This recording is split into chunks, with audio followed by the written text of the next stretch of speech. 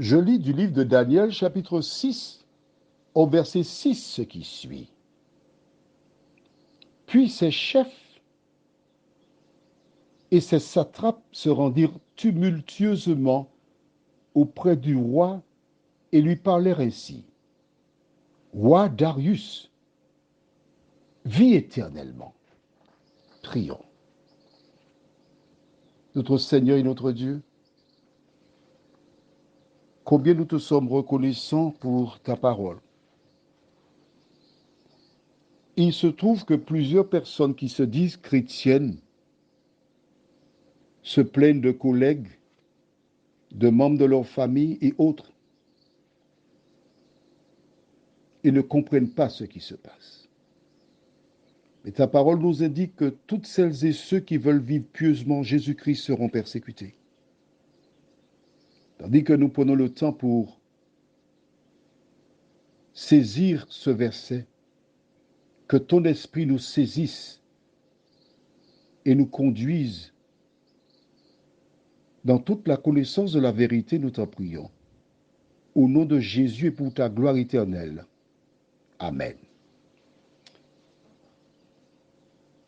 Ces hommes, nous avons vu hier, ils ont dit, il nous faut trouver quelque chose dans la loi de son Dieu. C'est là que nous trouverons de quoi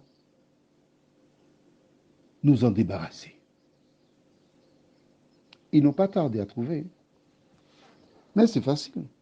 Ils n'ont pas tardé. Une fois qu'ils ont trouvé, ils se sont rendus, la Bible dit, tumultueusement, outrés, faisant du bruit, attirant l'attention du roi. Ils ont trouvé quelque chose que le roi doit entendre, qu'il doit savoir. Des gens disent, lorsqu'on n'est pas le plus fort, on doit être le plus intelligent. Mais là, ils ne sont pas intelligents, ils sont malins. Pourquoi je dis malin?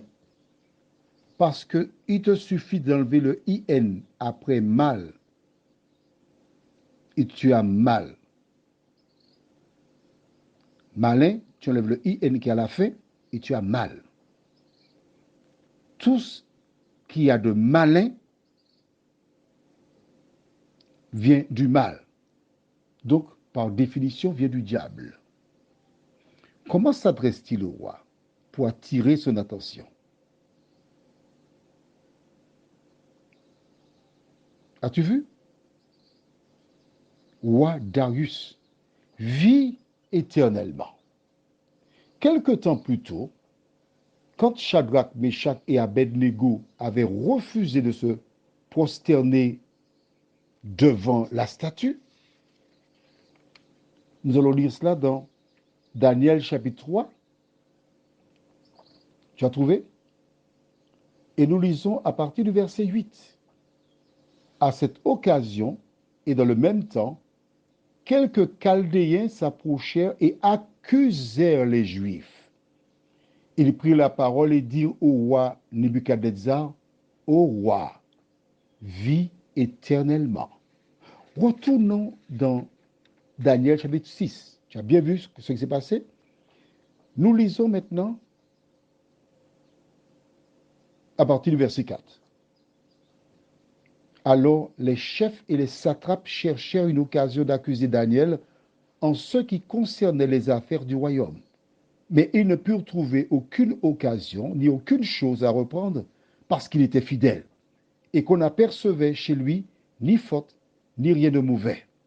Et ces hommes dirent, nous ne trouverons aucune occasion contre ce Daniel, à moins que nous n'en trouvions une dans la loi de son Dieu.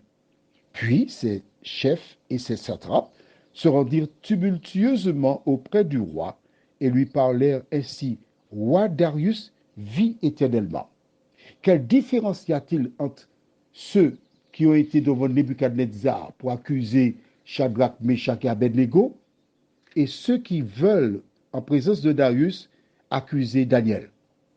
Même stratégie. Ce n'est pas made in China, mais made par le malin. Prions. Notre Seigneur et notre Dieu, quand nous prenons le temps d'étudier ta parole, nous voyons que c'est la même stratégie que les gens mènent pour détruire les enfants de Dieu. Du temps de Nebuchadnezzar, ces personnes jalouses voulurent se débarrasser de Shadrach, Meshach et Abednego. Maintenant, du temps de Darius, ces personnes jalouses veulent se débarrasser de Daniel. Chaque fois, ce sont des personnes qui sont fidèles à l'Éternel. Seigneur, éclaire toutes celles qui se disent enfants de Dieu, afin qu'elles comprennent qu'elles seront toujours persécutées à cause du nom de Jésus et qu'elles doivent garder la foi et vivre en harmonie avec la parole. Nous t'en prions au nom de Jésus pour ta gloire éternelle. Amen. Je te souhaite une bonne nuit.